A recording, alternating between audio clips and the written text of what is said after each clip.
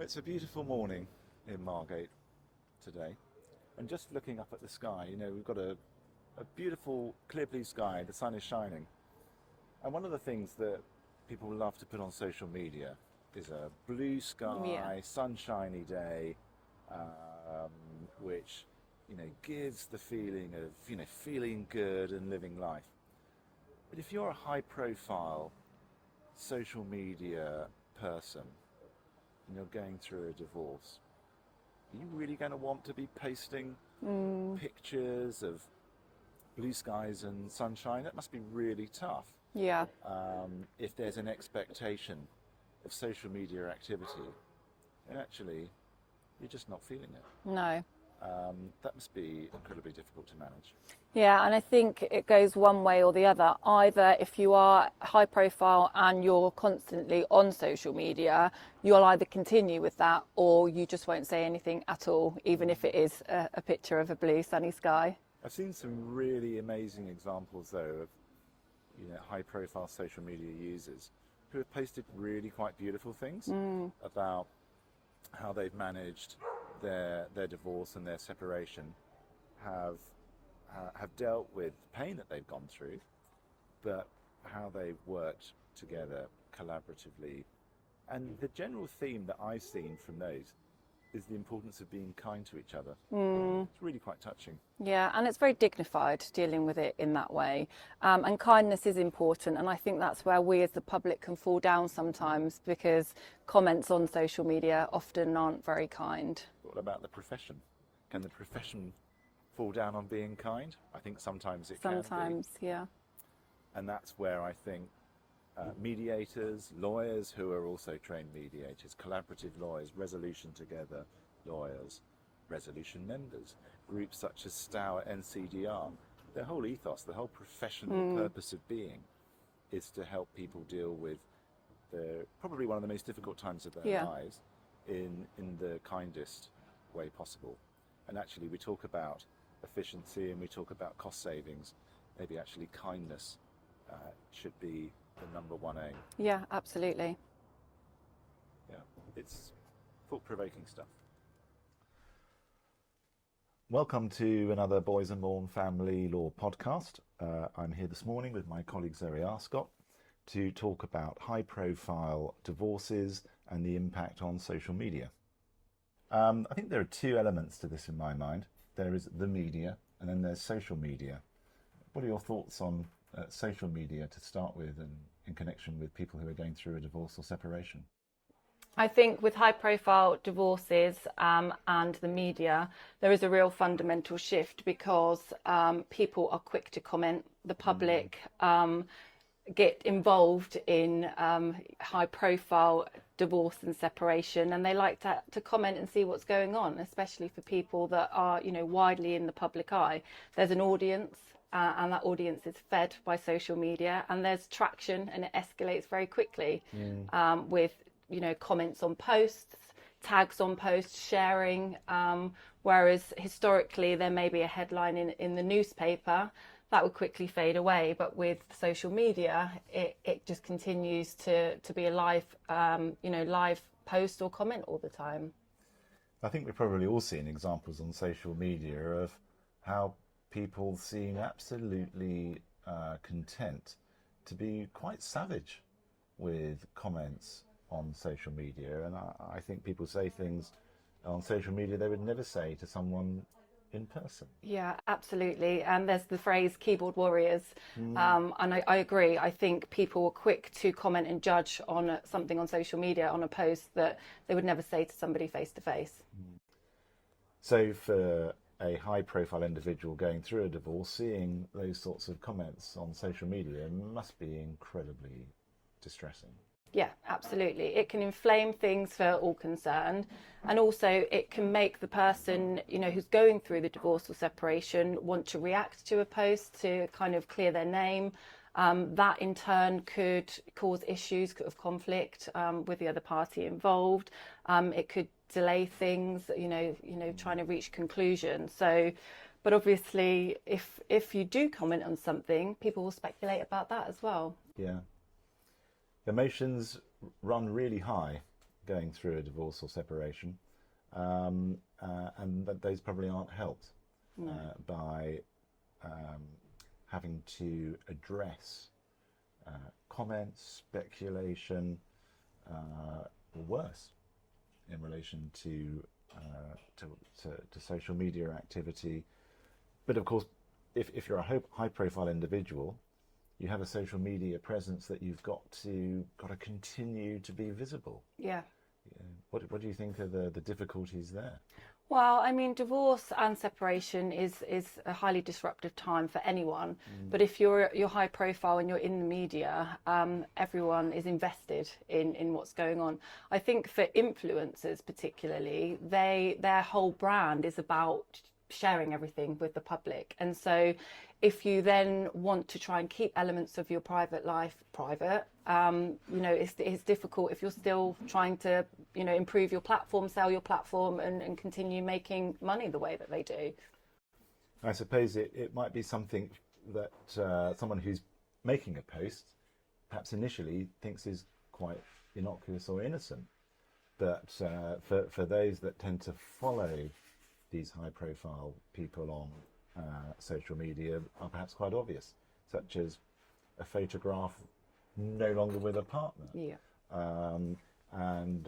One sees comments on a regular basis about red carpet events, and if someone is used to appearing with a particular individual and they don't suddenly appear, the speculation mill starts running almost immediately. And so that must be incredibly difficult. Yeah, and I think as the public, we seem to be very hot on observing social media. And I think if there is a change in bio on Instagram or something, or someone's unfollowed someone, it's all noticed, it's all picked up. Yeah.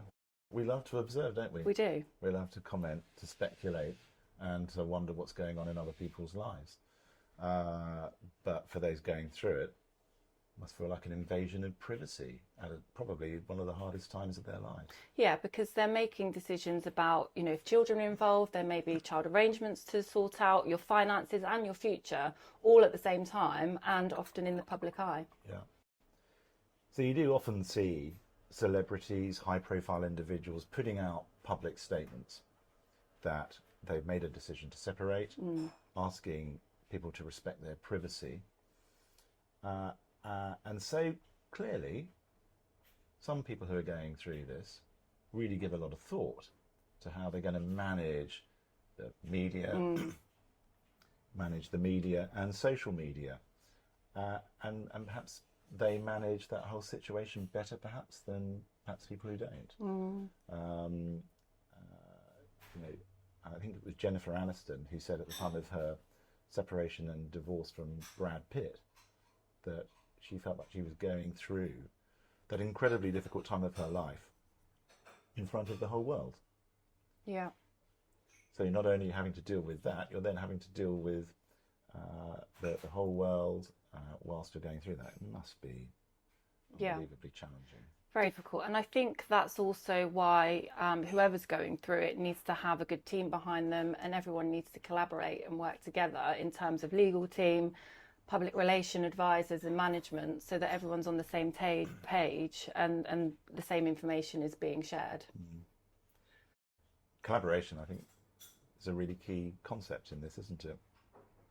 And if you have one high-profile individual, the chances are that their partner's probably going to be a high-profile individual, and they're both going to want to collaborate in terms of how these changes in their lives are communicated to the outside world and their followers, and so on. So on the subject of collaborating, one example that particularly springs to mind is Chris Martin and Gwyneth Paltrow, famous for various reasons, of course, but perhaps in the context of what we're talking about, in particular for their conscious uncoupling statement. And yeah, I think some people really, really get this right. And I'm sure people will have their own views on it, but from the point of view of a divorce lawyer, I think that really resonated as an example of a really clever, sophisticated way of dealing with media. two incredibly high-profile individuals. Goodness only knows what their respective followers number, but there was, I think, a really good example of not only collaboration, but a really adult approach to putting their separation out into the media and onto social media.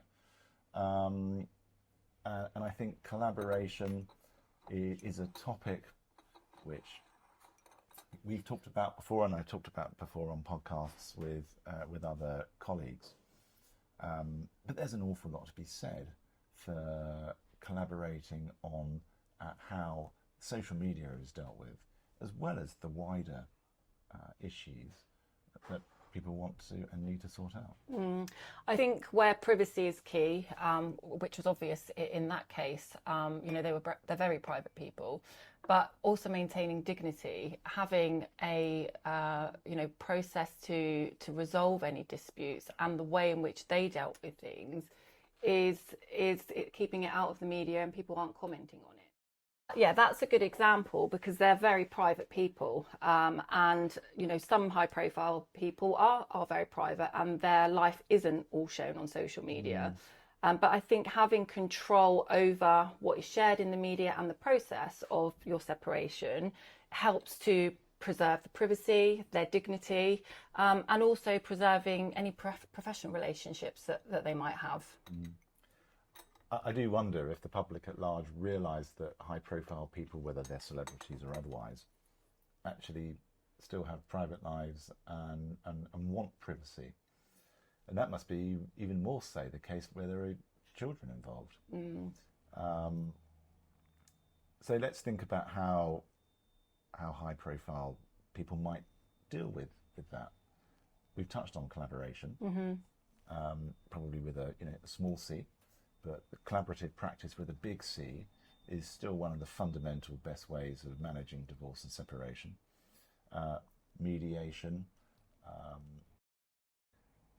the single lawyer to client model is something else which, along with mediation and collaborative, really just focuses the approach on conversation,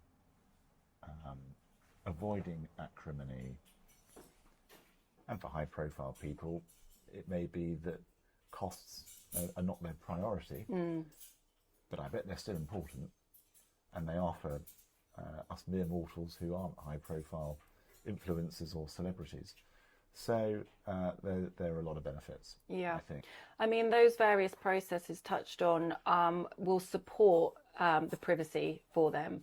They don't want to attend a public court building where there's a chance of the media being outside and many followers being there to we all get our mobile phones out now and take pictures when there's an opportunity. So it maintains that privacy for them. I mean, sometimes court is unavoidable, but it's not always the right process. And I think for high profile people, the collaborative way or resolution together is a great way forward.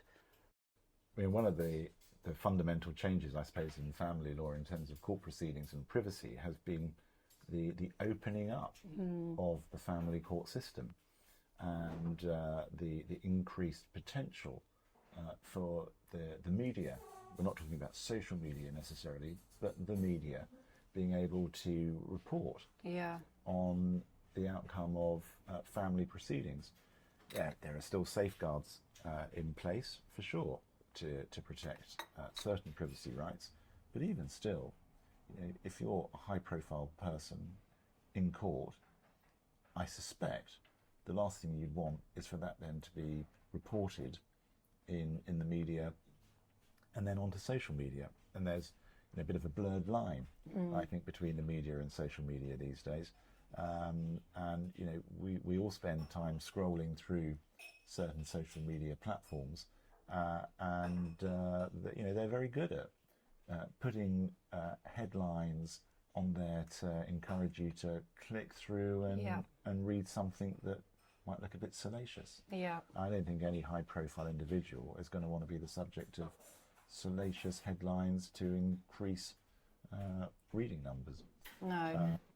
I think we as members of the public, when it comes to high profile people that are in the media and that we see, sometimes on a weekly basis in various on headlines or Instagram or whatever it may be, that we have a right to know what's going on in their life. Yeah, that's kind of it, isn't it? I'm a follower, I'm a fan. I feel I have a right to know what's going on in your life. And that's not the case, of course. So that's a really tricky thing for people to have to manage. So quite a lot of high-profile individuals probably make some, if not maybe all of their money from their social media activities. How do you think that impacts on the effect of commentary and comments if someone's going through a high-profile separation? Well, I think that that's why speed and control is key, because, high-profile people may have sponsorship deals. They may have, social media platforms where their income is generated from. They have digital assets and other complexities to how they earn their money. And so the longer it is in the public domain for people to comment on, I think the harder it will be to preserve reputation.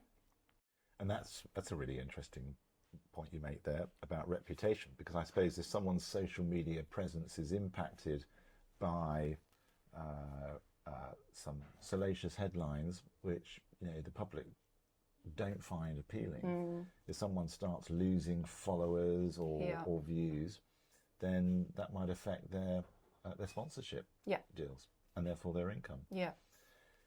So I suppose the best way to deal with that would be to manage the whole process well from the beginning to avoid the risk of that happening. Social media will escalate very quickly because you can constantly, as I said at the beginning, tag and share things.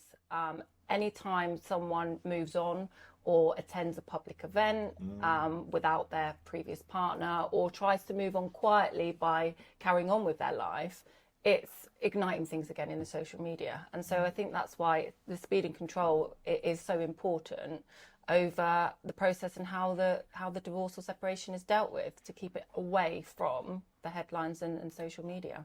Yeah. So it's been a really interesting conversation this morning. Thanks very much. Quite a different topic for us to cover, but a really interesting one, and probably one that is never going to go away, I don't think, now. So thank you very much. Thank you.